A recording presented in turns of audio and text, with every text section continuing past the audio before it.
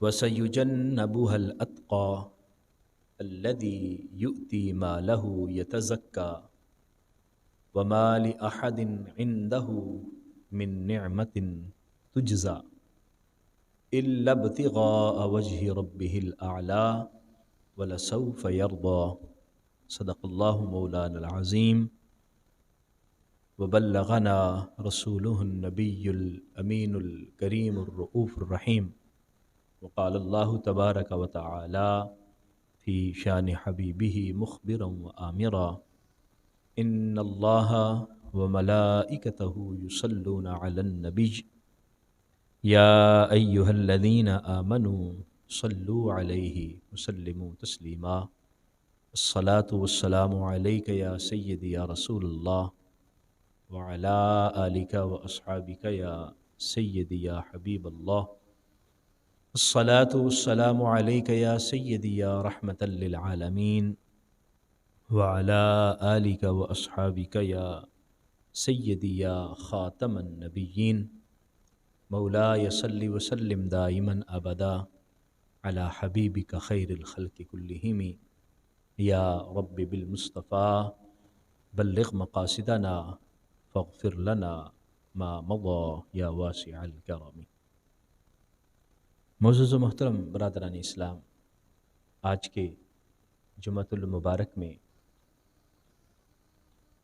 جس بلند پایہ ہستی کے سیرت و کردار کا مطالعہ کر رہے ہیں، وہ ہستی انبیاء کرام کے بعد تمام انسانوں میں افضل و اعلیٰ ہیں۔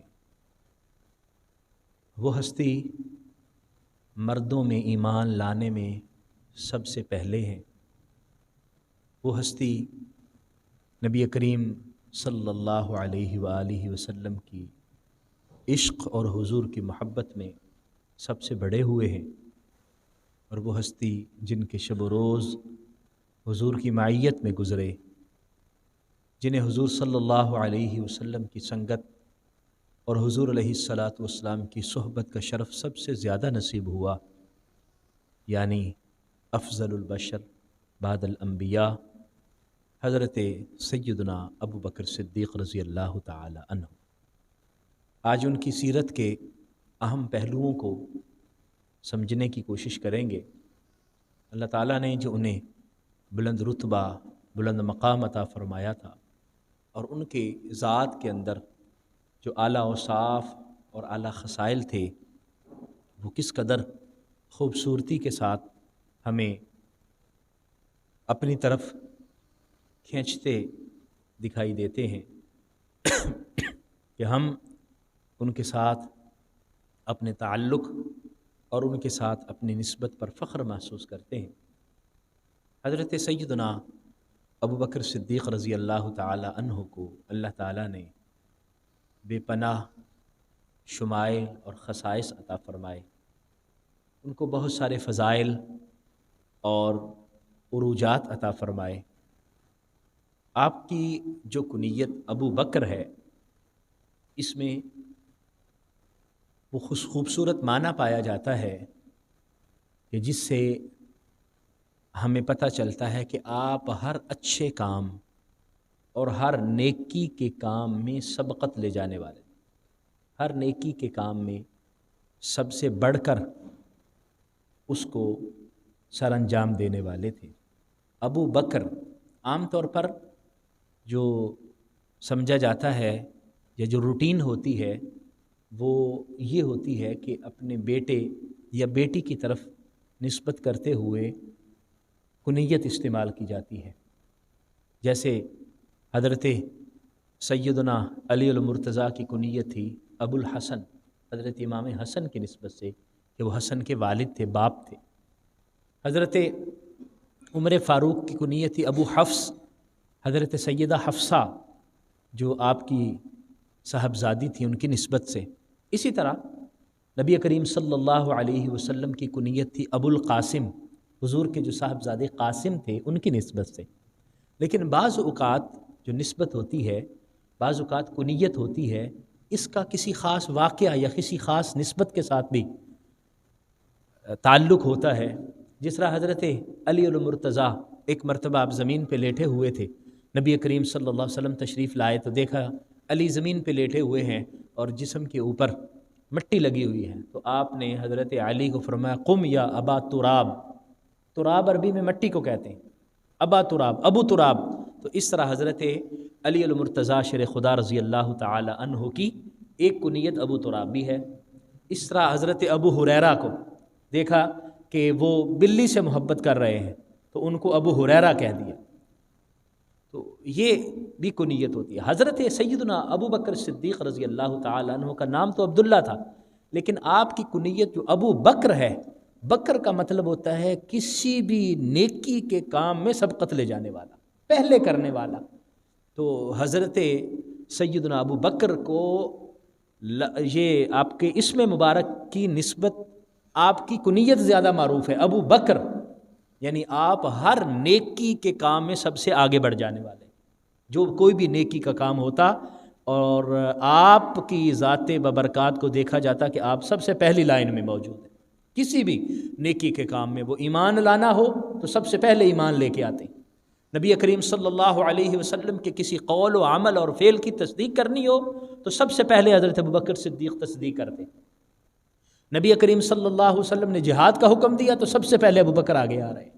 نبی کریم صلی اللہ علیہ وسلم نے مال لانے کا حکم دیا تو سب سے پہلے حضرت ابوبکر صدیق آگے آ رہے ہیں. تو یہ جو پہل والا معاملہ ہے سب سے پہلے حضرت ابوبکر صدیق رضی اللہ تعالی عنہ، یہ گویا کہ ان کی گھٹی کے اندر یہ بات موجود تھی کہ ہر نیک کام کو وہ سب سے پہلے کیا کرتے تھے. حضرت سیدنا ابوبکر صدیق رضی اللہ تعالی عنہ آپ سردار بھی تھے اور اچھے خاصے مالدار آدمی تھے، تاجر پیشہ تھے. اور پھر حضور صلی اللہ علیہ وسلم کے ساتھ جب لگے تو تمام صحابہ کرام میں سے سب سے زیادہ پہلے ایمان لانے بھی ہوئے اور سب سے زیادہ افضل بھی بنے. لیکن اس کے باوجود آپ عاجزی اور انکساری میں آپ سب سے بڑے ہوئے تھے. اتنی عاجزی، اتنی انکساری کہ آپ مدینہ منورہ میں لوگوں کے معاملات دیکھتے کہ آدمی پریشان ہے، آدمی بوڑھا ہو چکا ہے، خاتون بوڑھی ہو چکی ہے، اپنے گھر کے کام کاج نہیں کر پاتی، تو آپ خود جا کے ان کے کام کر دیا کرتے تھے، خود ان کے گھر میں جا کے کام کر دیا کرتے تھے. اسی طرح حضرت ابوبکر صدیق رضی اللہ تعالی عنہ، آپ کی خصوصیت یہ ہے کہ آپ چپ کر کے خفیہ ایسے بہت سے نیک کام کرتے تھے لوگوں کو پتہ بھی نہیں ہوتا. ایک بڑا معروف واقعہ حضرت عمر فاروق رضی اللہ تعالیٰ عنہ فرماتے ہیں کہ مدینہ منورہ میں ایک خاتون تھی، بوڑھی خاتون، بہت بوڑھی ہو چکی تھی.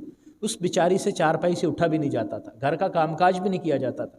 ایک دن میں نے دیکھا، سوچا، میں نے کہا چلو میں دیکھوں، اس خاتون کے بارے میں پتہ چلا ہے کہ اس کا کوئی بھی نہیں ہے، تو چلو اس کا گھر کا کام کر دیا کروں. تو میں جب گیا تو دیکھا تو گھر صاف ستھرا ہے، جھاڑو لگا ہوا ہے اور پانی بھی گھڑے کے اندر تازہ. میں نے اس سے پوچھا، خاتون یہ تمہارے گھر کا کام کون کر جاتا ہے؟ کوئی ملازم رکھا ہوا ہے؟ اس نے کہا میرے پاس پیسے کہاں، میں تو مسکین غریب ہوں. کہا پھر کون کرتا؟ کہا مجھے یہ علم نہیں ہے، بس ایک بندہ آتا ہے صبح تو آتا ہے، آ کے گھر میں جھاڑو بھی لگا جاتا ہے، میرا پانی بھی بھر جاتا ہے، مجھے کھانے پینے کی جو ضرورت ہوتی ہے وہ بھی دے جاتا ہے. حضرت عمر فاروق نے فرمایا میں دیکھوں تو صحیح یہ بندہ ہے کون؟ فرماتا صبح میں نے سحری کے وقت میں اس کے گھر کے پاس جا کے چھپ گیا، تو میں نے کہا میں دیکھوں تو صحیح. کافی دیر گزر گئی، کوئی بھی نہیں آیا. میں نے جب گھر کے اندر جا کے دیکھا تو کام کاج ہو چکا ہوا تھا. میں نے پوچھا کہ بی بی کام کاج کس نے کیا؟ آج تو میں بیٹھا ہوا. اس نے کہا یہ پہلے آ کے وہ کام کر گیا تھا. حضرت عمر فاروق فرماتے ہیں کہ میں اس سے بھی پہلے جا کے بیٹھ گیا. کیا دیکھتا ہوں کہ ایک شخص آیا ہے، اس نے اپنے آپ کو لپیٹا ہوا ہے، آیا گھر کا کام کاج کیا اور چلا گیا. جب میں پیچھے گیا اور تھوڑا سا جب میں نے تعاقب کیا تو کیا دیکھتا ہوں کہ وہ حضرت ابوبکر صدیق رضی اللہ تعالیٰ. یعنی آپ دیکھیے کہ کتنا رتبہ ہے، اور اللہ تعالیٰ نے دنیاوی عزت و مقام بھی عطا فرمایا، مال و دولت بھی عطا فرمایا. اور حضور صلی اللہ علیہ وسلم کی خدمت میں انہوں نے مال کثرت سے خرچ بھی کیا. عاجزی اور انکساری یہ ہے، کام کاج بھی کر دیتے اور اس میں کوئی شرم محسوس نہیں کرتے، بلکہ نیکی کے کاموں میں سبقت لے جانے والے حضرت ابوبکر صدیق رضی اللہ تعالیٰ. نبی کریم صلی اللہ علیہ وآلہ وسلم کی ایک روایت ہے کہ حضرت ابو بکر صدیق رضی اللہ تعالیٰ عنہ ساتھ ہیں، حضور جا رہے ہیں، اور رستے میں حضرت عبداللہ ابن مسعود رضی اللہ تعالیٰ عنہ ان کے گھر کے پاس جب گئے تو حضرت عبداللہ ابن مسعود اپنے گھر میں قرآن کی تلاوت کر رہے تھے، حضور رک گئے، تلاوت سننے لگے۔ وہ اصل میں نماز پڑھ رہے تھے اور نماز کے اندر قرآن کی تلاوت کر رہے تھے۔ حضرت عبداللہ ابن مسعود رضی اللہ تعالیٰ عنہ کا لہجہ بڑا خوبصورت تھا، قرآن بڑا خوبصورت پڑھتے تھے۔ حضور کھڑے ہو گئے تو تھوڑی دیر کھڑے رہے۔ جب حضرت عبداللہ ابن مسعود نے رکوع کیا، قرآن کی تلاوت کو مکمل کیا، تو حضور صلی اللہ علیہ وسلم نے دعا فرمائی حضرت عبداللہ ابن مسعود کے لیے، اور فرمایا کہ جو شخص چاہتا ہے کہ ویسے قرآن سنے جیسے مجھ پر نازل ہو رہا ہے تو وہ عبداللہ ابن مسعود کا قرآن سن لیا کرے۔ حضرت عمر فاروق رضی اللہ تعالیٰ عنہ فرماتے ہیں کہ میں بڑا خوش ہوا کہ حضور صلی اللہ علیہ وسلم نے ہمیں عبداللہ ابن مسعود کے قرآن کے متعلق بڑی خوبصورت بات بتائی۔ خیر ہم گھر کو چلے گئے، حضور بھی تشریف لے گئے۔ میں نے جا کے سوچا، میں نے کہا کہ کیوں نہ جا کے میں عبداللہ ابن مسعود کو مبارکباد دوں، عبداللہ حضور نے تمہارے متعلق یہ فرمایا ہے۔ عبداللہ کتنے خوش ہوں گے کہ حضور صلی اللہ علیہ وسلم نے ان کے متعلق یہ فرمایا ہے کہ قرآن ویسے پڑھتے ہیں جیسے مجھ پر نازل ہو رہا ہوتا ہے۔ فرماتے ہیں میں گھر گیا، دروازہ کھٹکھٹایا، عبداللہ ابن مسعود باہر آئے، میں نے ان کو سلام کیا، مبارکباد دی، انہوں نے قبول کی اور کہا آپ کا بہت بہت شکریہ، آپ نے مجھے مبارکباد دی ہے، لیکن آپ کے آنے سے پہلے ابو بکر صدیق آئے تھے، وہ مبارکباد دے گئے ہوئے ہیں مجھے۔ یعنی آپ دیکھیے کہ جو نیکی کا کام دیگر صحابہ کرام کے ذہن میں آتا ہے، ابو بکر صدیق اس کو کر چکے ہوتے ہیں۔ اللہ تعالیٰ نے یہ شان حضرت سیدنا ابو بکر صدیق رضی اللہ تعالیٰ عنہ کو عطا فرمائی۔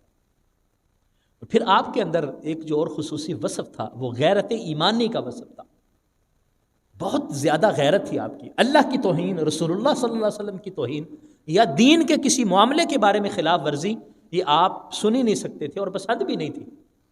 حضرت سیدنا ابو بکر صدیق رضی اللہ تعالیٰ عنہ ایک مرتبہ ایک یہودی سے کوئی بات ہو رہی ہے اور اس نے گستاخی کی، کافر تھا، اس نے گستاخی کی اور کہنے لگا کہ تمہارا اللہ کہتا ہے کہ مجھے قرض دو، جو اللہ کو قرض حسنہ، قرآن کی آیت ہے نا، من یقرض اللہ قرضا حسنا، اللہ کو کون ہے جو قرض حسنہ دے گا؟ تو اس نے کہا کہ تمہارا اللہ فقیر ہے جو قرض حسنہ مانگتا ہے۔ حضرت ابو بکر صدیق کو غصہ آیا، اللہ کے بارے میں اللہ کو فقیر کہہ رہا ہے، اللہ کی گستاخی کر رہا ہے۔ حضرت ابو بکر صدیق نے ایک تھپڑ مار دیا اس کو۔ وہ حضور کے پاس شکایت لے کے آ گئے، ہمارا آپ کا معاہدہ ہوا ہے اور آپ کے اس ساتھی نے مجھے تھپڑ مارا ہے۔ حضرت ابو بکر صدیق کو بلا لیا گیا۔ حضرت ابو بکر صدیق نے عرض کیا، حضور انہوں نے کہا تھا اللہ فقیر ہے، ہم مالدار ہیں، ہم سے پیسے مانگتا ہے اللہ، ہم سے قرض مانگتا ہے اللہ، تو اللہ کی شان میں توہین کی تھی، مجھے غصہ آ گیا، میں نے تھپڑ مار دیا۔ حضور نے فرمایا تھا تم لوگوں نے توہین کی؟ انہوں نے کہا جی ہم نے تو کوئی توہین نہیں کی، اگر ہے تو گواہ لاؤ۔ وہاں کوئی گواہ تو موجود نہیں تھا۔ تھوڑی دیر گزری، ابھی باتیں ہو رہی تھیں، اللہ تعالیٰ نے حضرت جبریل کو روانہ کر دیا۔ قرآن کی آیت اترائی، لقد سمع اللہ قول الذین ان الذین قالوا قول الذی قال ان اللہ فقیر ونحن اغنیاء۔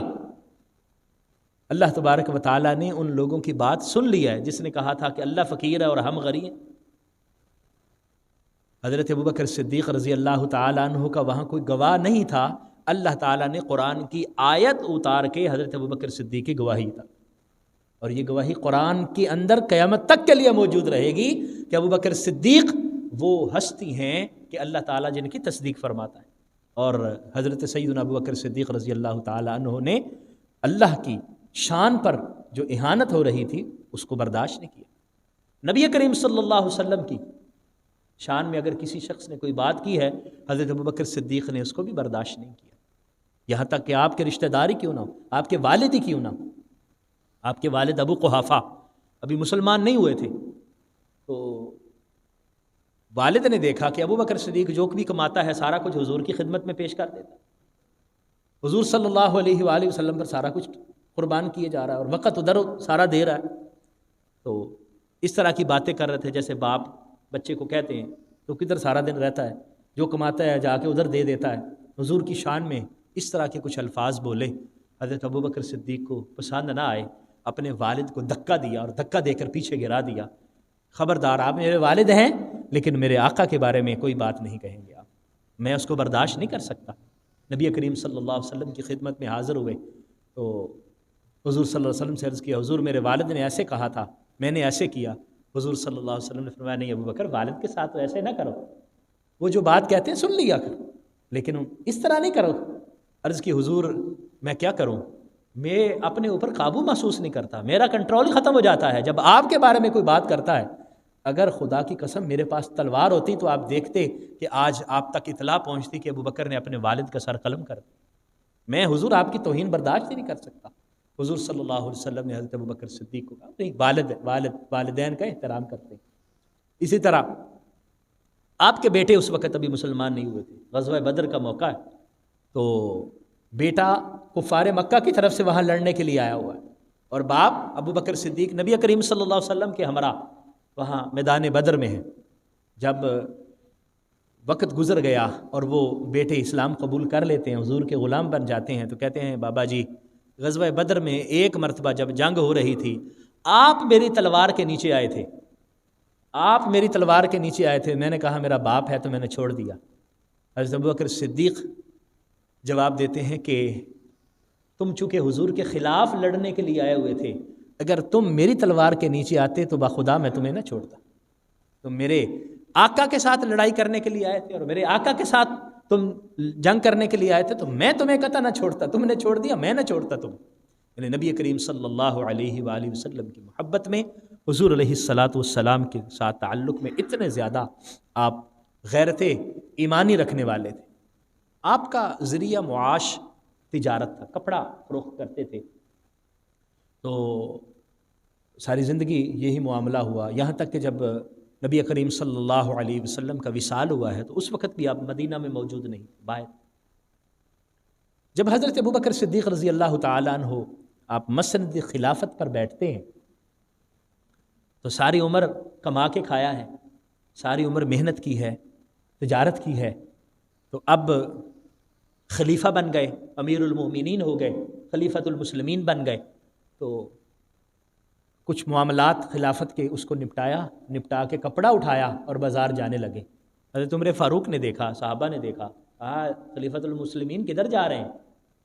فرمانے لگے، بھئی میں نے اپنے گھر والوں کا پیٹ بھی تو پالنا ہے نا، بچوں کی ذمہ داری بھی میرے اوپر ہے، میں تجارت کے لیے جا رہا ہوں، اپنے کاروبار کے لیے جا رہا ہوں۔ انہوں نے کہا آپ تجارت کے لیے جائیں گے تو یہاں خلافت پر کون ہوگا؟ یہاں مسند خلافت پر آپ کی ضرورت ہے، لوگ آئیں گے آپ سے سوال پوچھنے کے لیے، لوگ آئیں گے مسائل حل کرنے کے لیے، لوگ آئیں گے کہ یہ سلطنت اسلامیہ کے خلیفہ ہیں، تو آپ یہاں موجود نہیں ہوگے تو کیا ہوگا؟ آپ کو تو یہاں مسجد نبوی میں موجود ہونا چاہیے۔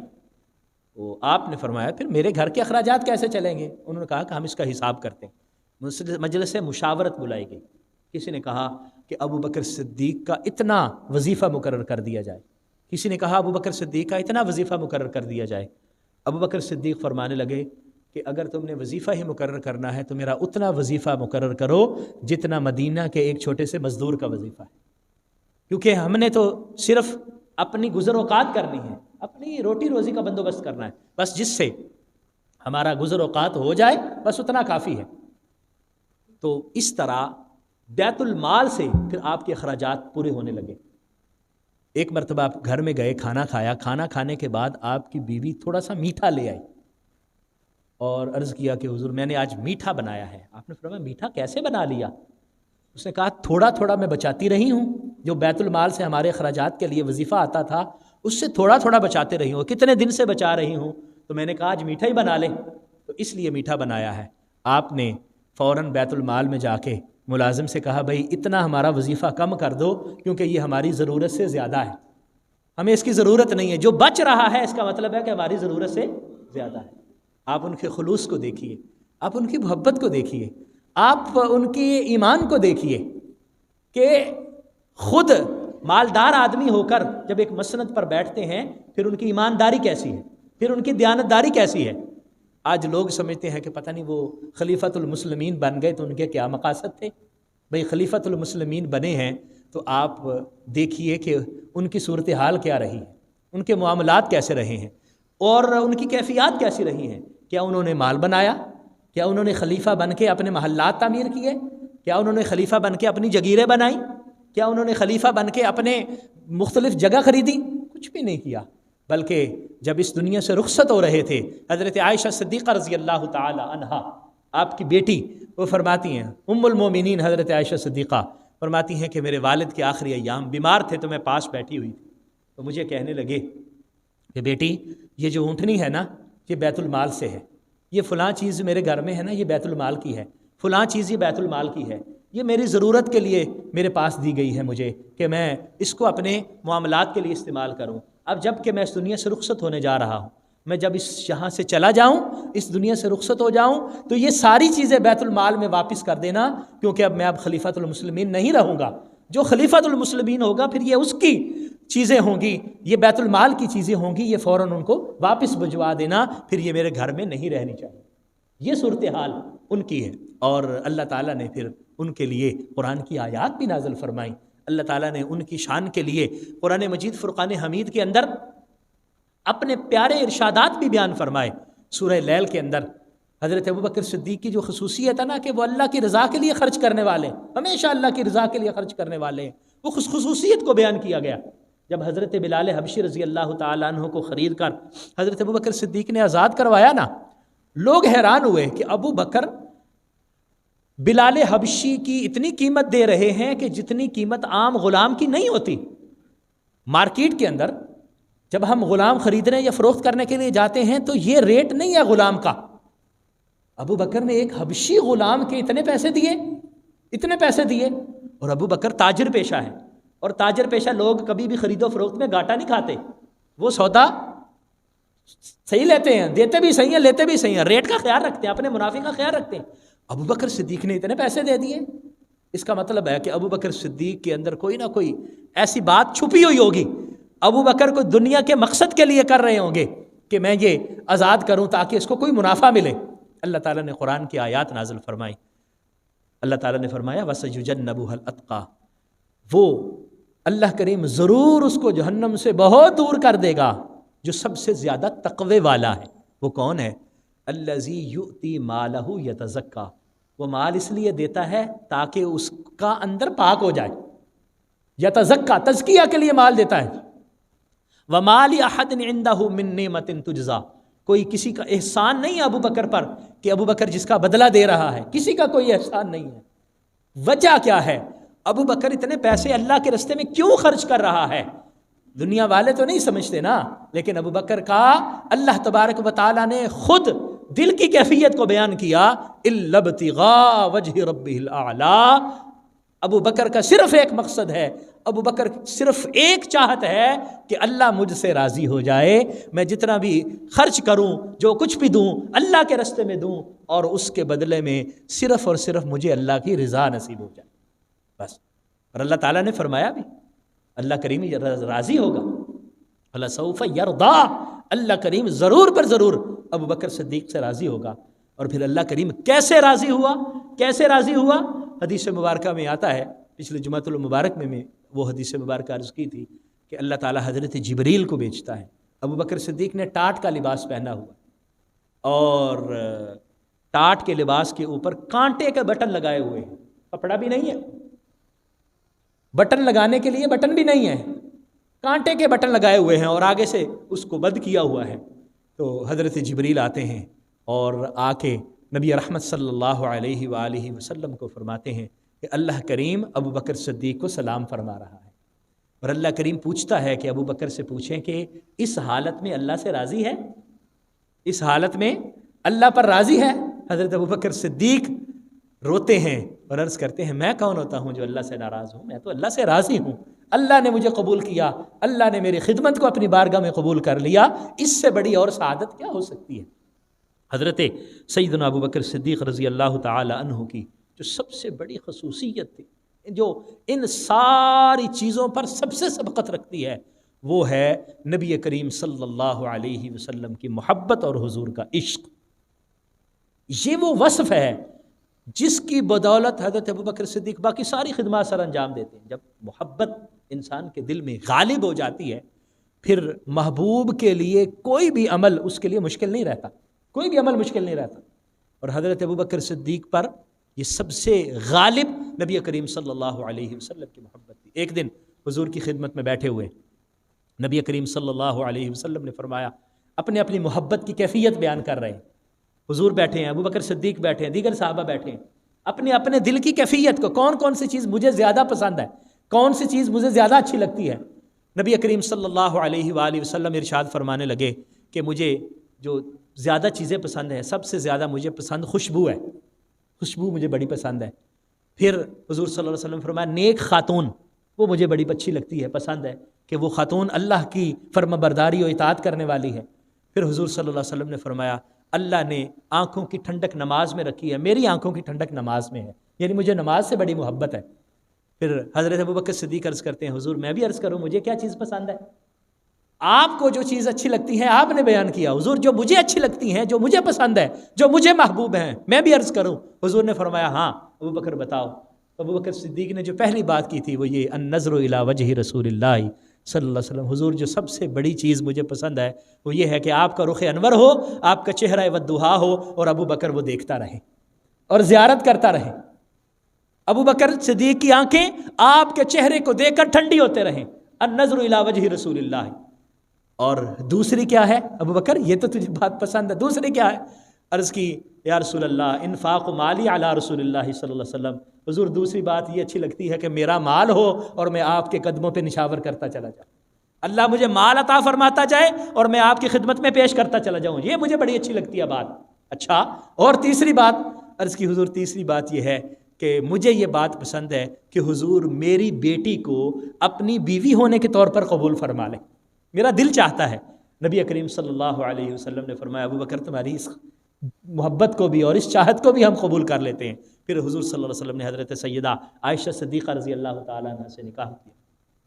تو آپ دیکھیے کہ تینوں چیزیں جو حضرت ابوبکر صدیق اپنی محبت اور پسندیدگی کا اظہار کر رہے ہیں وہ کیا ہے؟ نبی کریم صلی اللہ علیہ وسلم سے متعلق ہے۔ حضور پر اپنی جائیداد اپنا مال نچھاور کر دینا، حضور کی خدمت میں حاضر رہنا، حضور کا دیدار کرنا۔ صحابہ کرام رضوان اللہ علیہم اجمعین فرماتے ہیں کہ جب ہم حضور کی خدمت میں بیٹھا کرتے تھے نا تو اس وقت ہم حضور کے چہرہ انور کو آنکھ بھر کے نہیں دیکھ پاتے تھے، ہم نظریں جھکا لیا کرتے تھے، اور اس وقت ہم کیا دیکھتے تھے؟ ہم دیکھتے تھے ابو بکر اور عمر، یہ وہ دو حضور کے قریبی صحابی ہیں کہ ابو بکر اور عمر حضور کی طرف دیکھ کر مسکرایا کرتے تھے اور حضور ابو بکر اور عمر کی طرف دیکھ کر مسکرایا کرتے تھے۔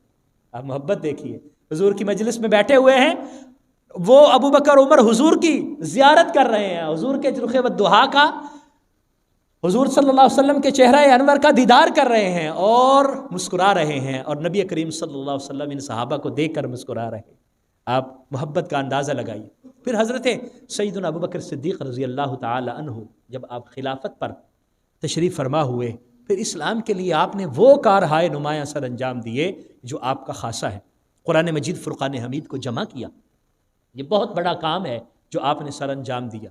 حضرت ابوبکر صدیق نے آپ نے اپنی خلافت میں جن لوگوں نے زکوٰۃ دینے سے انکار کر دیا تھا، جو لوگ مرتد ہو گئے تھے، جنہوں نے کہا تھا کہ نبی کریم صلی اللہ علیہ وسلم چونکہ وصال کر گئے، حضور اس دنیا سے پردہ کر گئے، اب اسلام ختم ہو گیا، اب کچھ بھی نہیں ہوگا، حضور حضرت سیدنا ابوبکر صدیق رضی اللہ تعالیٰ عنہ نے ان کی غلط فہمی کو دور کیا۔